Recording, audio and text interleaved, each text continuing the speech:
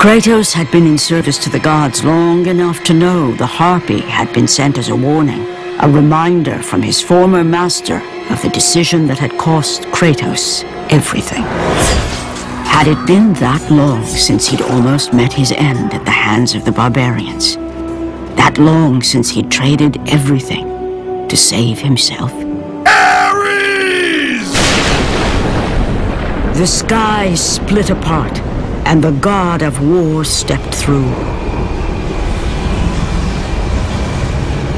Descending from Olympus, he saw the makings of a god in a mere mortal. Ares would save Kratos.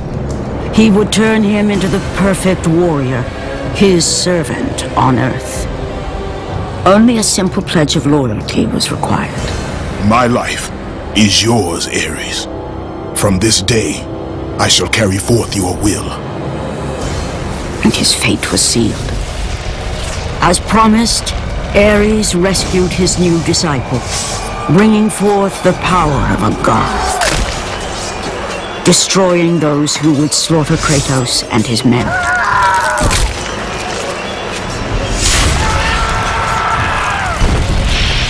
As for Kratos, no mere sword and shield would befit the newest servant of the god of war.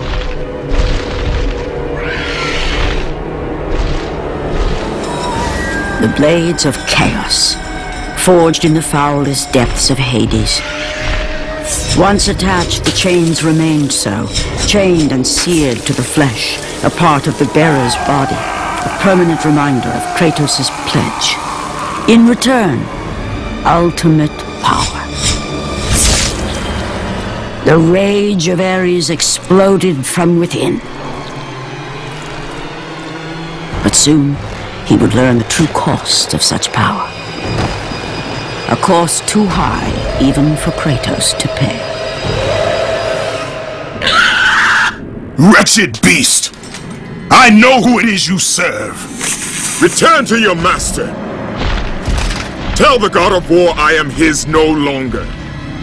Tell him he is not safe while I walk the earth. I will find Pandora's box, and I will use it to see him tremble and fall before me. The path before Kratos was clear, but still, the memories came rushing back, as familiar and permanent as the blades chained to his wrists. Memories of what he'd done in the name of Ares. Memories of how he'd become a servant to the god of war. A beast, his humanity robbed and replaced only with the will to murder. No one was safe. Entire armies fell before Kratos and the soldiers who followed him on his unending path of conquest, all in the name of his master. Those who offered resistance of any kind were dealt with quickly. They've built this temple to offer prayers to Athena! This entire village stands as an affront to Lord Ares! Burn this village! Burn it to the ground! Emboldened by the god of war, Kratos' army was ruthless, feared throughout the world for their brutality. All that mattered was conquest in the name of Kratos, their great leader, who had become near invincible. He feared nothing. Yet there was something about this temple, something forbidden. All his instincts told him he should never cross its threshold. Never step inside. Beware, Kratos. The dangers in the temple are greater than you know. But the village oracle's warning fell on deaf ears. His ambition would not be denied. All who opposed him would die.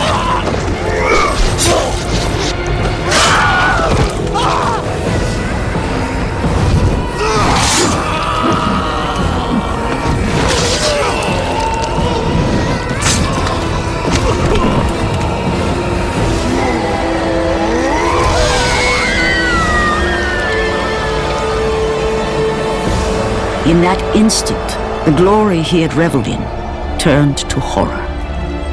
The image of his two final victims would stay with him for all his days. With that act, Kratos knew he could no longer serve his master. He had but one calling now, the death of Ares. He would murder the god of war. Ares, you will die for what you did that night. After 1,000 years, Pandora's box was at last freed of its confines. Kratos had found the means to destroy the god of war. Far away in Athens, Ares knew Kratos had succeeded in his quest. So, little Spartan, you've recovered Zeus's precious box, but you will not live long enough to see it opened. I will see to that. Goodbye, Spartan. You will rot in the depths of Hades for all eternity. As the life began to leave Kratos, his thoughts returned to that fateful night. Even in death, the memories, the visions would not fade. For how could he forget spilling the blood of his own family? A cruel trick orchestrated by the god of war. My wife, my child, how? They were left in Sparta. You are becoming all I'd hoped you'd be, Kratos. Now, with your wife and child dead, nothing will hold you back. You'll become even stronger. You will become death itself. But as the flames consumed the temple, Kratos realized his true enemy was the god who once saved his life. The same god who had now taken everything from him. Ares!